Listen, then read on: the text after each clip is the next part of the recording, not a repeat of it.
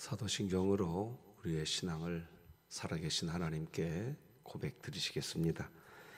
전능하사 천지를 만드신 하나님 아버지를 내가 믿사오며 그 외아들 우리 주 예수 그리스도를 믿사오니 이는 성령으로 잉태하사 동정녀 마리아에게 나시고 본디오 빌라도에게 고난을 받으사 십자가에 못 박혀 죽으시고 장사한 지 사흘 만에 죽은 자 가운데서 다시 살아나시며 하늘에 오르사 전능하신 하나님 우편에 앉아 계시다가 저리로서 산자와 죽은 자를 심판하러 오시리라. 성령을 믿사오며 거룩한 공회와 성도가 서로 교통하는 것과 죄를 사하여 주시는 것과 몸이 다시 사는 것과 영원히 사는 것을 믿사옵나이다. 아멘. 찬송가 321장 찬송가 321장 하나님께 찬양 드리시겠습니다.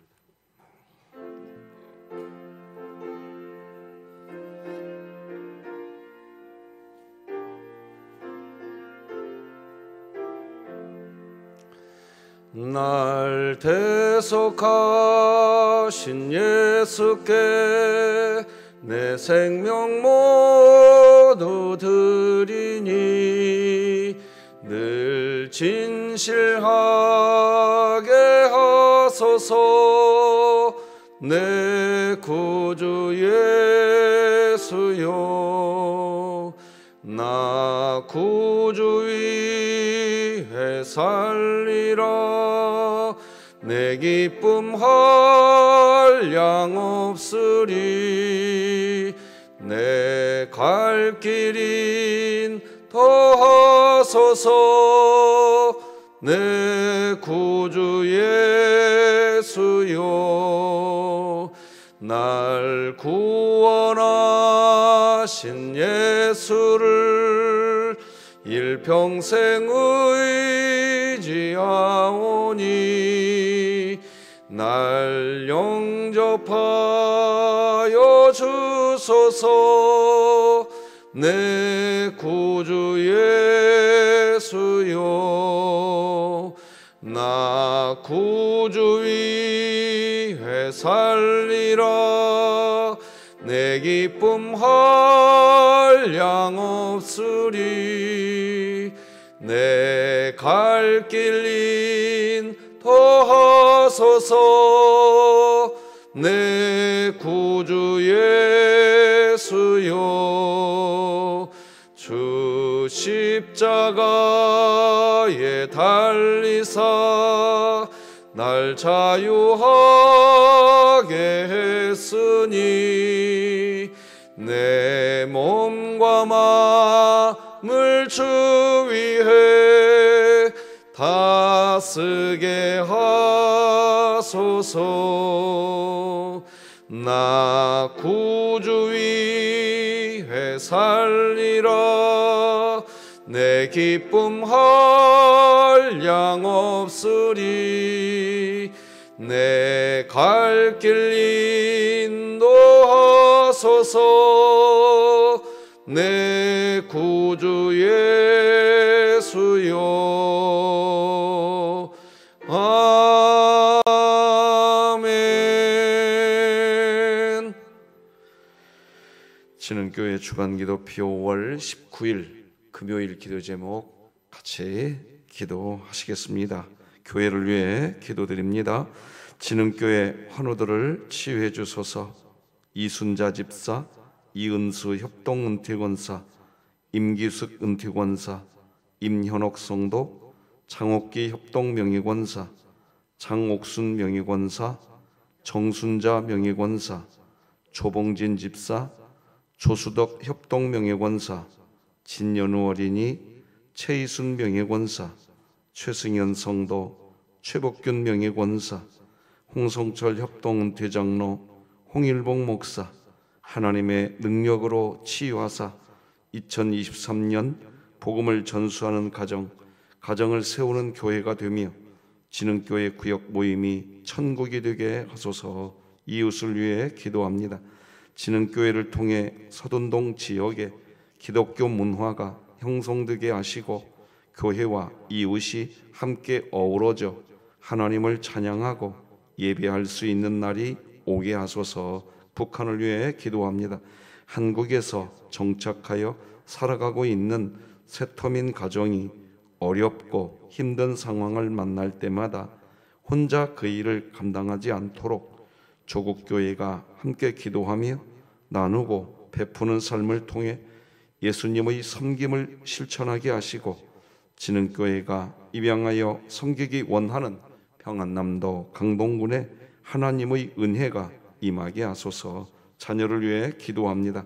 다음 세대를 바라보며 통회하는 마음으로 신앙을 기반한 신앙 계승과 교육의 중요성을 절감하고 교회와 가정이 연합하여 자녀 입장에서 신앙생활의 어려운 점을 함께 공감하며 해결 방안을 찾을 수 있게 하소서. 국가와 열방을 위해 기도드립니다.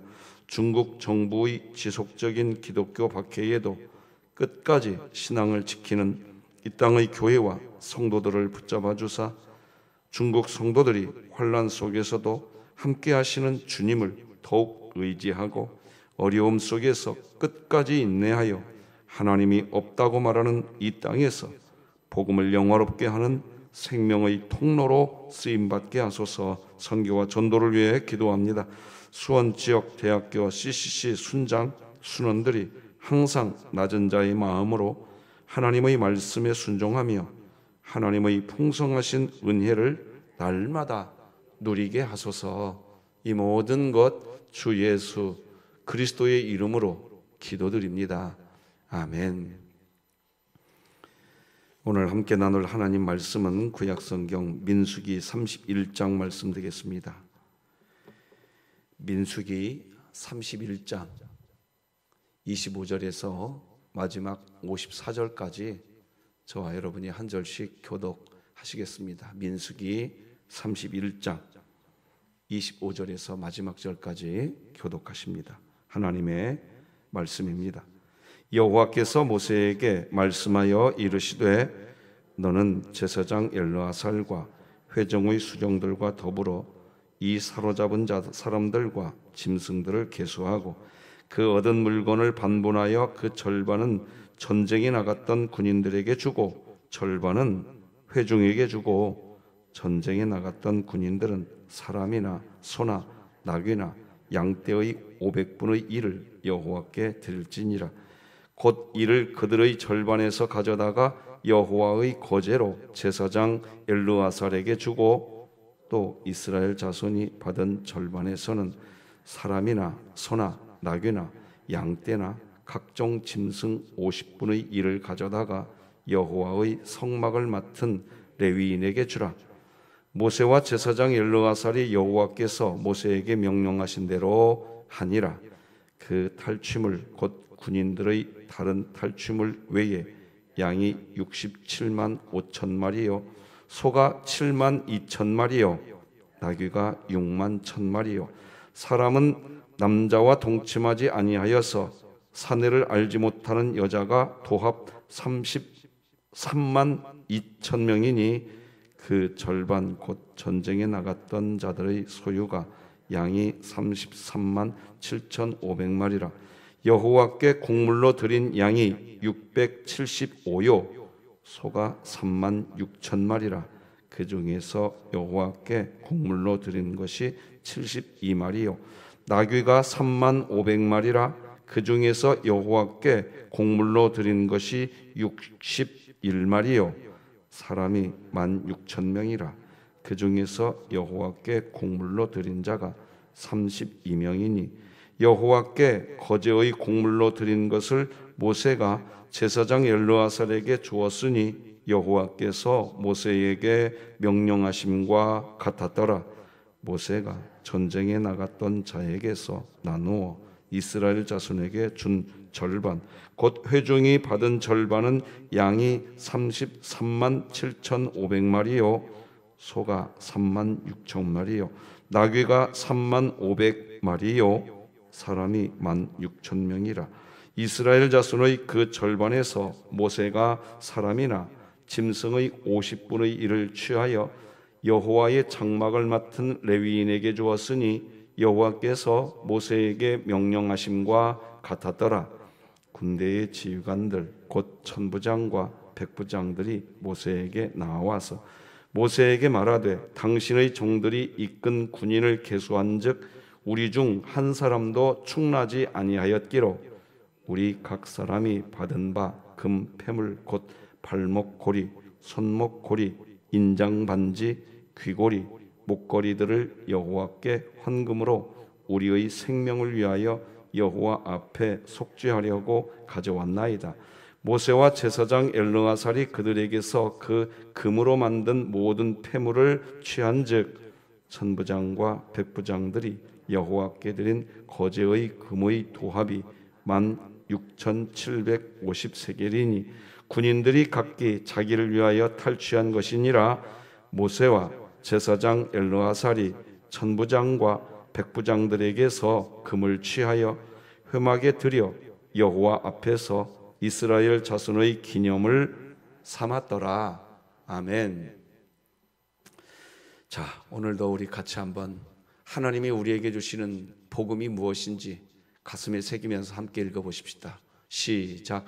우리는 구원받았으나 죄인이며 오직 하나님의 사랑으로 사는 그리스도인이다. 아멘. 이게 복음입니다. 이게 기독교가 말하는 복음이에요. 방금 읽은 이 문구가 예수님을 설명한 겁니다. 여러분, 이 복음 안에 사시기 바랍니다. 내일 우리 송병순 집사님의 딸 장혜진 양의 결혼식 기억해 주시면 고맙겠습니다. 자, 오늘은 차등보다 균등, 이런 제목으로 말씀 나누겠습니다. 세상에서는 능력이 있는 사람은 많이 가지고 능력 없는 사람은 적게 가진다. 차등은 그래서 세상은 상식이라고 얘기하는 겁니다. 차등은 상식이라고 말합니다. 그러나 균등은 우리 주님의 원칙입니다. 그걸 보여주는 게 오늘 본문 내용입니다. 어제 살펴본 대로 이스라엘은 미디안과의 전쟁을 하게 되었지요. 그리고 승리하였습니다. 미디안과의 전쟁을 승리로 마친 이스라엘. 이제 이스라엘은 전쟁에서 얻게 된 이 전리품을 이스라엘 모든 백성들과 나누게 되었습니다.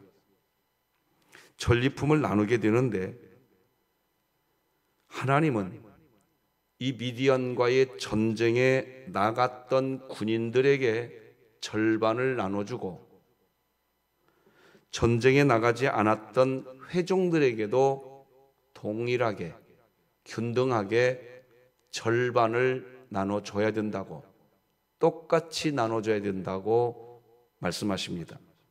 26절 27절이지요.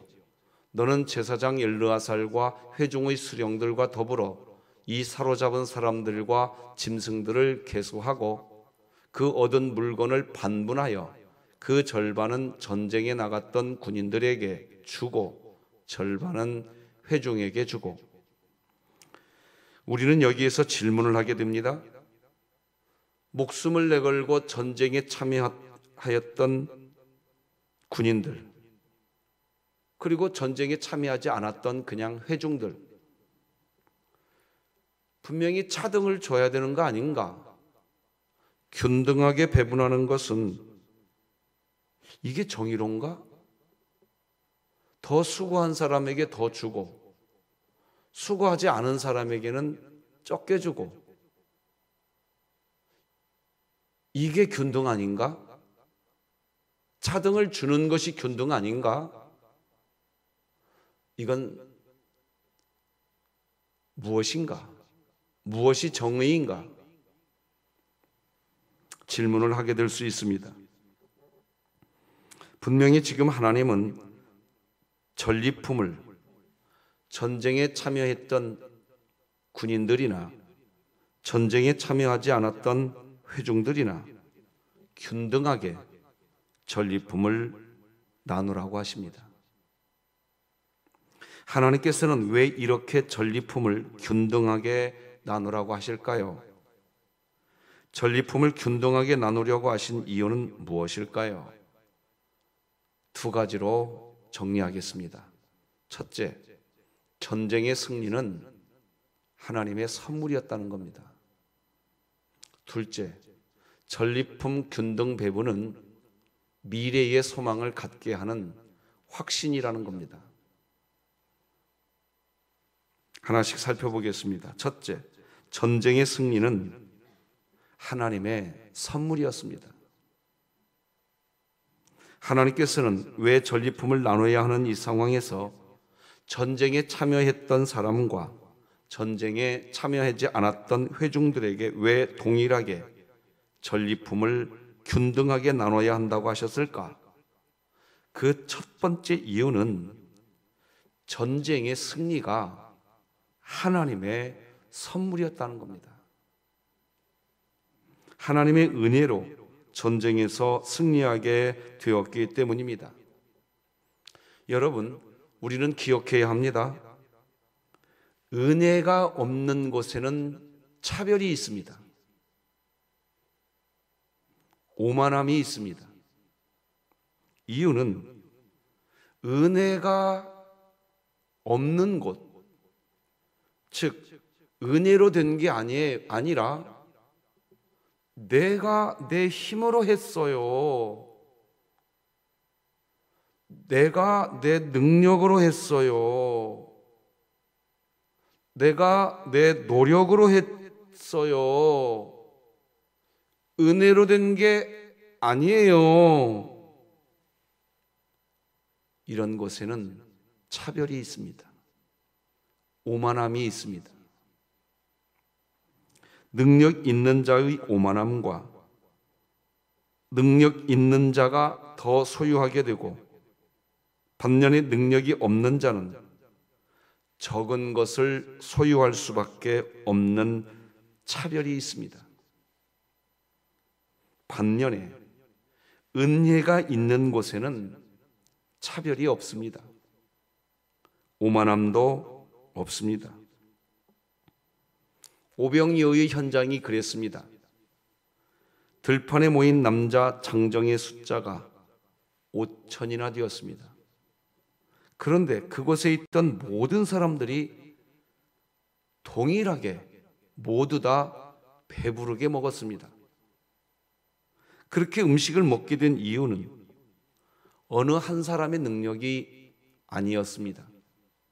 그날 그냥 은혜였습니다. 예수님을 통해서 주어진 은혜였습니다. 거기에는 차등이 없습니다. 능력 있는 사람이 가지게 되는 오만함도 없습니다. 모두 함께 다 배부르게 됩니다. 마태복음 14장 20절이 보니까 다 배불리 먹고 남은 조각을 12바구니에 차게 거두었다. 다 배불리 먹었는데도 남게 됩니다.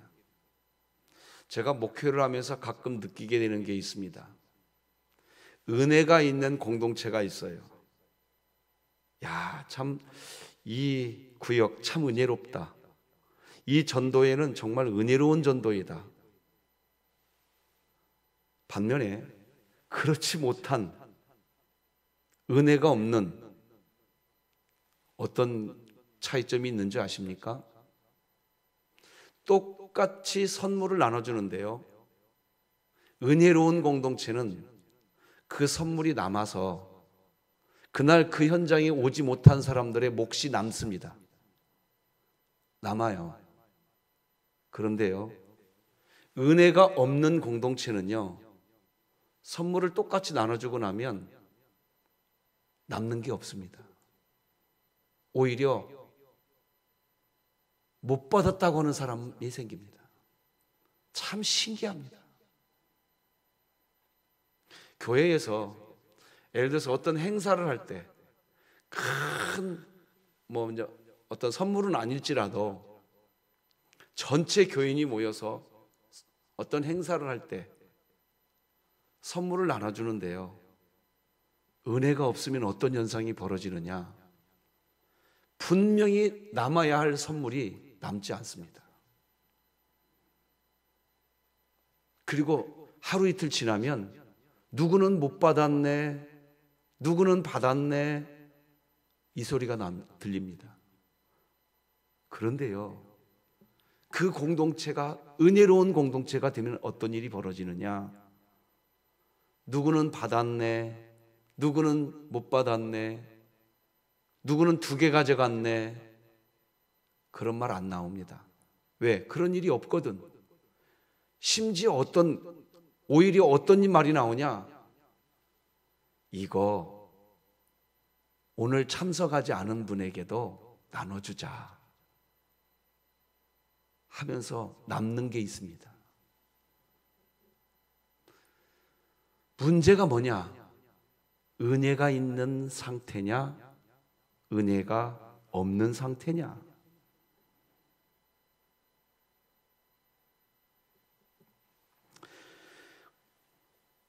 오병이어의 현장 그 들판에 모두 다 배불리 먹었지만 거기는 차등과 오만함이 없습니다. 오히려 12바구니가 남습니다. 신기합니다. 말 그대로 오병이어일 뿐이었습니다. 처음보다 더 많이 남습니다. 놀라운 일입니다. 그런데 은혜가 없는 사람은 안 남습니다.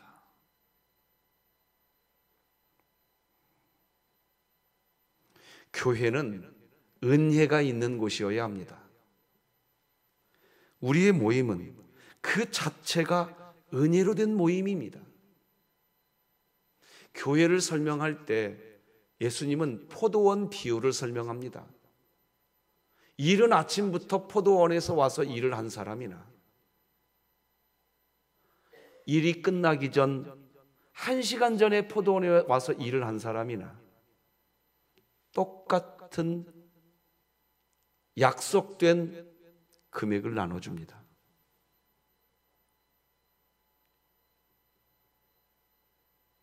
은혜가 있는 곳에는 그렇게 할 때 조용합니다. 은혜가 없는 곳은 그렇지 못합니다.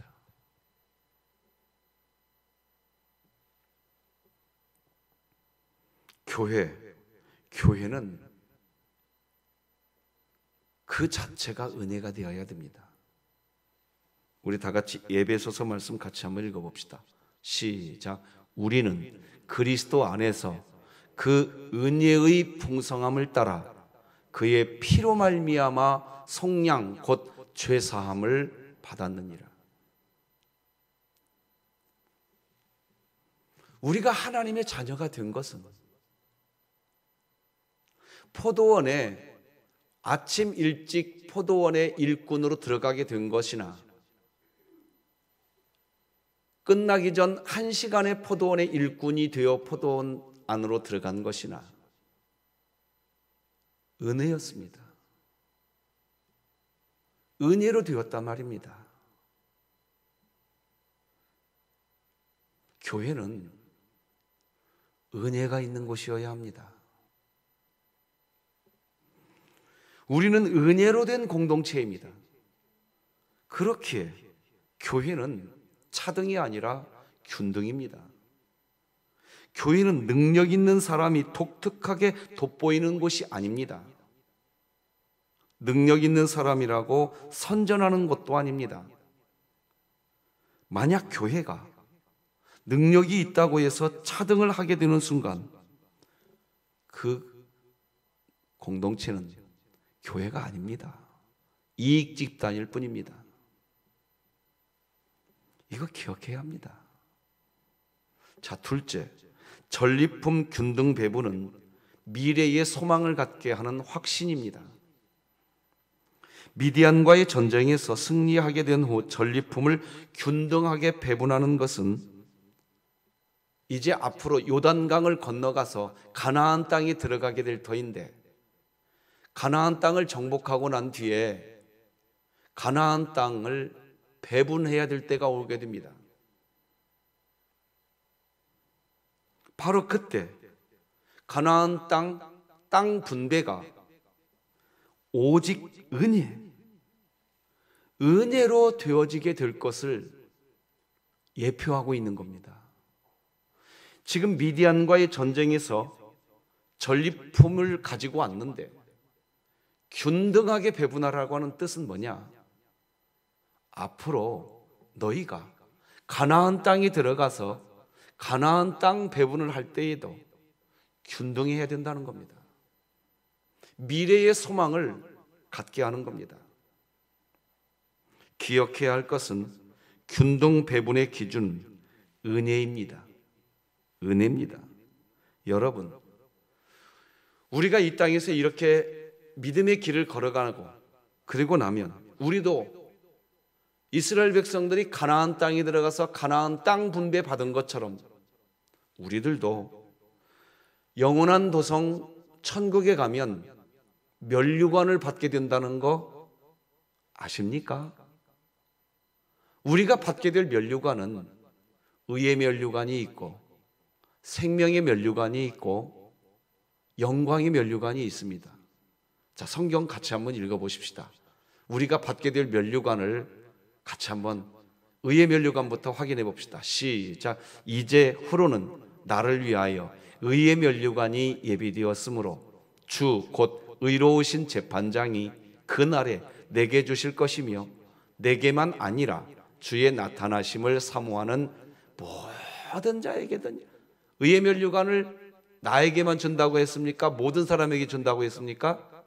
모든 사람에게 똑같이 준다는 겁니다.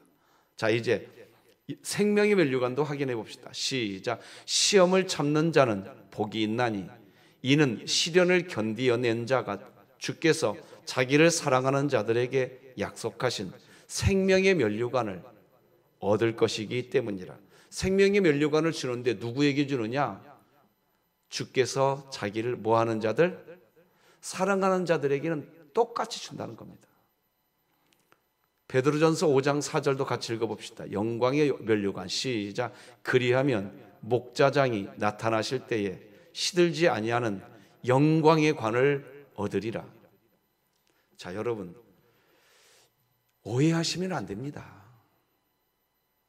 자, 이것부터 설명하겠습니다. 의의 면류관이 생명의 면류관이고 생명의 면류관이 영광의 면류관입니다.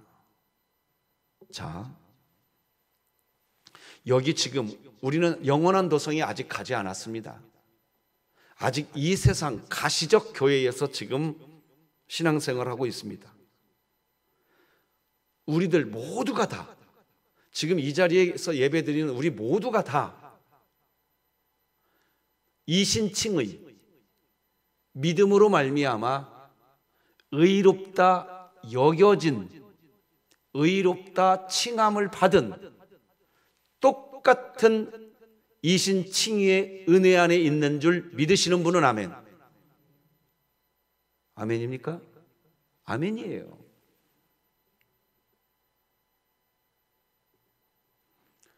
똑같이 이신칭의의 은혜 안에 있는 겁니다. 의롭다 칭해져 있는 상태입니다, 우리가. 그런데 영원한 도성에 가면 의롭다 칭해졌던 우리들에게 똑같이 이제 의의 면류관을 주는 겁니다.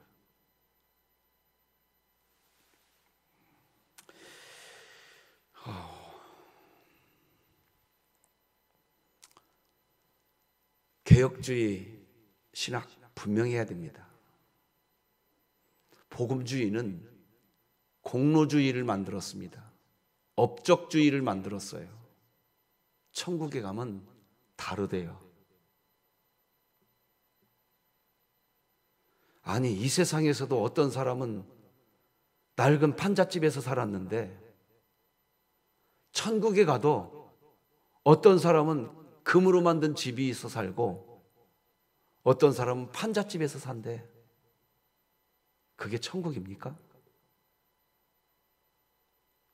복음주의는 그렇게 가르칩니다. 업적이 많대, 그 사람에게는. 그래서 천국 가면 누구는 금면류관 쓰고 누구는 개털모자 쓴대. 그런 천국이라면 이 세상과 다를 게 뭡니까? 그게 천국일까요? 자, 여러분 지금부터 굳이 우리의 업적이 무엇인지 한번 분명하게 정리해 보십시다. 오늘 메시지 잘 들으셔야 됩니다. 굳이 이 세상에서 우리가 무슨 업적을 쌓는다 이렇게 표현하는데 업적이 뭡니까? 우리가 쌓게 되는 업적이 뭐예요? 이거 여러분 정확하게 아셔야 됩니다. 지금부터 설명하겠습니다. 우리가 이 세상에서 쌓게 되는 업적은 뭐냐? 자, 오늘 이 예배당 예배로 설명하겠습니다. 오늘 우리가 지금 예배당에 와서 하나님을 예배합니다. 이 예배의 자리, 이 은혜의 자리에 온 것은 하나님의 은혜다. 하나님의 은혜다. 그렇게 고백하는 그 고백, 굳이 그리스도인의 업적을 이야기한다면 하나님의 은혜였다. 이렇게 말하는 게 업적입니다. 좀 더 명확하게 설명해 볼까요? 더 많은 봉사 분명히 했습니다. 더 많은 헌신 분명히 했어요. 더 많은 헌금 분명히 했습니다. 그런데 하나님이 인정해 주는 업적은 뭐냐? 더 많이 한 그 헌신, 그게 아닙니다. 그게 아니에요. 그거 해놓고 이렇게 할 수 있었던 것은 하나님의 은혜였습니다. 굳이 기독교의 업적은 뭐냐? 하나님의 은혜였다고 하는 그 고백, 그것이 업적이 옳시다. 굳이 업적을 이야기한다면 여러분 정확하게 아셔야 돼요. 날마다 은혜의 보좌 앞에, 누군가는 그 은혜의 보좌 앞에 나가려고 애를 씁니다. 그래서 은혜의 보좌 앞에 나갔습니다. 그래 놓고 나는 은혜 받았는데 너희들은 뭐하고 있냐? 그러면 그분은 업적도 아니고 더 교만한 삶을 산 겁니다. 이거 정확하게 아셔야 돼요. 날마다 은혜의 보좌 앞에 나오셨습니까? 하나님의 은혜였다고 이야기하시고 그 이상도 그 이하도 뭐 내가 진흥교회를 위해서 기도해서 우리 교회가 이렇게 되었대. 여러분, 이 교회에 누가 이끄시는 줄 아십니까? 내가 기도할 수 있게 된 그 자리에 오셨다고 한다면 하나님께 은혜 받은 줄 믿으시기 바랍니다.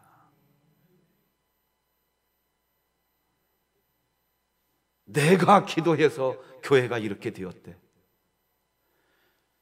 복음주의는 그렇게 가르칩니다. 복음주의와 개혁주의를 저는 누차 가르쳐드렸습니다. 복음주의는 이렇게 말하는 게 복음주의입니다.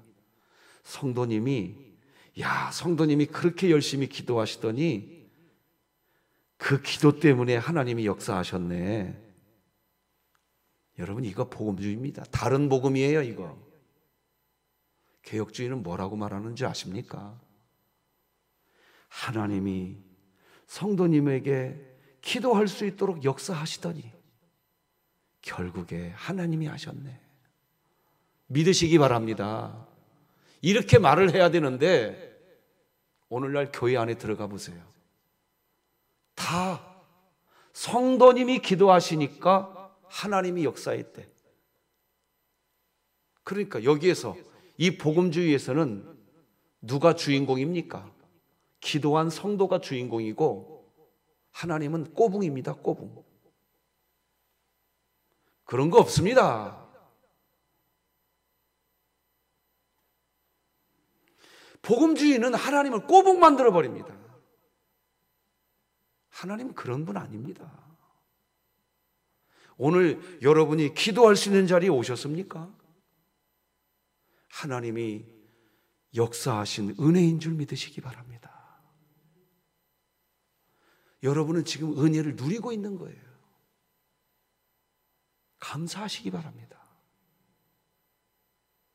은혜를 누리셔야 되는 겁니다.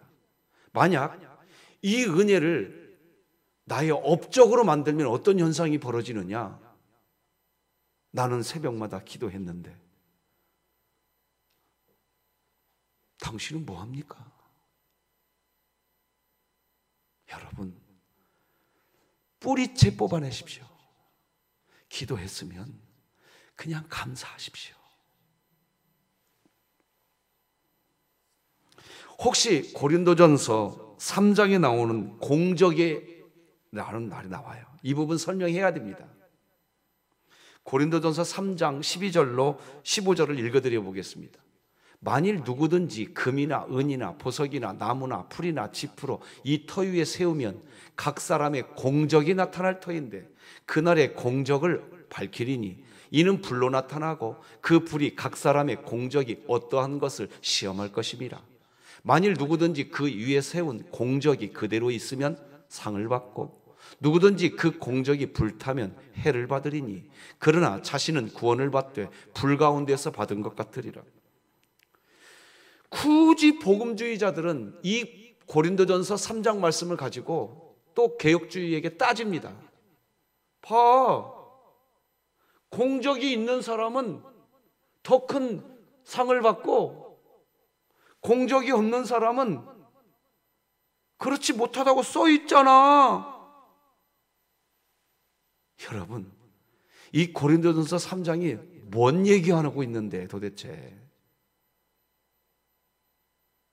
공적, 업적, 성과, 어떤 일 많이 한 거, 그거 말하고 있는 것 같으십니까? 그거 아니에요. 그거 아니라고요. 고린도전서 3장의 공적을 자신의 업적, 성과, 자신이 신앙생활하는 동안 쌓아놓은 어떤 많은 것들, 그렇게 오해하시는데 아니라고요. 고린도전서 3장에 말해서 여기서 말하는 공적은 이겁니다. 다 같이 읽어봅시다. 시작. 내가 한 게 아니라 내 안에 계신 주님이 하셨습니다 라고 고백하면서 하나님을 인정하고 하나님께 모든 영광을 드리는 삶 그 자체가 공적이라는 겁니다. 그 얘기하고 있어요. 그래서 고린도전서 그 뒤에 나오는 그 뒤에서 설명하고 있습니다. 너희가 하나님의 성전인 것과 하나님의 성령이 너희 안에 계시는 것 알지 못하느냐? 누구든지 하나님의 성전을 어떻게 하면? 더럽히면 하나님이 그 사람을 멸하시리라. 하나님의 성전은 거룩하니 너희도 그러하니라. 아무도 자신을 뭐하지 말라? 속이지 말라. 너희 중에 누구든지 이 세상에서 지혜 있는 줄로 생각하거든 어리석은 자가 되라. 그리하여야 지혜로운 자가 되리라. 자, 고린도전서 3장에서 공적 얘기를 쭉 하더니 왜 갑자기 이런 얘기 하십니까? 여러분, 제가 방금 읽어드린 고린도전서 3장 17절 보면 이런 말이 나오잖아요. 하나님의 성전을 더럽히는 것. 하나님의 성전을 더럽히면 하나님이 그 사람을 어떻게 하시리라? 어떻게 하리라? 멸하시겠대요. 여기 하나님의 성전을 더럽힌다는 게 뭐예요? 자기가 했다고 말하는, 자기 공적 말하는 것. 이 안에 성령님이 오셔서 고린도전서 3장 16절에서 뭔 얘기합니까? 너희는 하나님의 성전이다. 하나님의 성령이 너희 안에 계시는 거 너희들 모르느냐? 너희들 안에 성령님이 오셔서 그 성령님이 역사했다라는 겁니다. 그런데 성전을 더럽힌다는 건 뭐냐? 성령님이 역사했는데 내가 그 공적 쌓았다고 이야기합니다. 그게 하나님의 성전을 더럽히는 겁니다. 18절은 뭐라고 얘기합니까? 자신을 속인대요. 자신을 속이지 말래요. 너희 중에 누구든지 이 세상에서 지혜 있는 줄로 생각하거든 어떤 자가 되라? 어리석은 자가 되라. 왜 어리석은 자가 되라고 하는 줄 아십니까? 우리는 여러분 어리석은 자가 되어야 돼요. 내가 한 것이 아니라 주님이 하신 것이라고 말하는 것. 세상 기준으로 말하면 어리석은 자입니다. 참으로 어리석은 자지요. 아니, 교회 식당에서 그렇게 봉사하더니 하나님이 하셨다고 말하면 세상 기준으로 말하면 어리석은 자입니다. 찬양대로, 주일학교 교사로, 각종 직분 맡은 그 직분에 그렇게 땀을 흘려 수고하더니 내가 한 게 아니라 하나님이 하셨다고 말하면 세상 기준으로 하면 그건 어리석은 자입니다.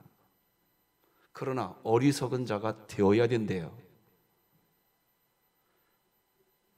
그래야 지혜로운 자가 된대요. 그것이 공적이라는 겁니다. 그것이. 고린도전서 3장에서 말하는 공적은 내가 한 게 아니라 주님이 하셨습니다. 하나님의 은혜였습니다. 이렇게 말하는 게 공적이라는 겁니다. 이렇게 믿으시기 바랍니다. 그래서 고린도전서 3장 11절에서 처음부터 이렇게 못 박은 거예요. 같이 읽어봐요. 시작. 이 닦아둔 것 외에 능히 다른 터를 닦아둘 자가 없다. 이 터는 곧 우리가 뭔가를 닦아놨다면, 즉 우리가 뭔가 공적을 세웠다면 그거는 예수 그리스도 때문에 한 거예요. 교회는 차등이 있을 수가 없습니다. 목사, 장로님, 안수집사님, 권사님, 서리집사님, 권찰님, 질서상 직분이 있는 거지 차등이 없습니다.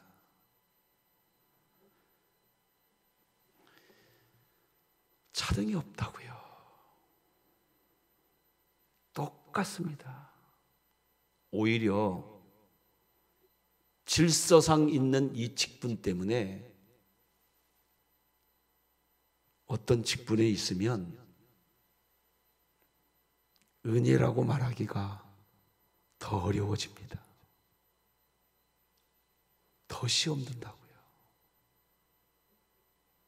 철저하게 내 자아를 내려놓고 내 안에 내 자아가 있는 게 아니라 예수가 사는 그리스도인으로 승리하시기 바랍니다.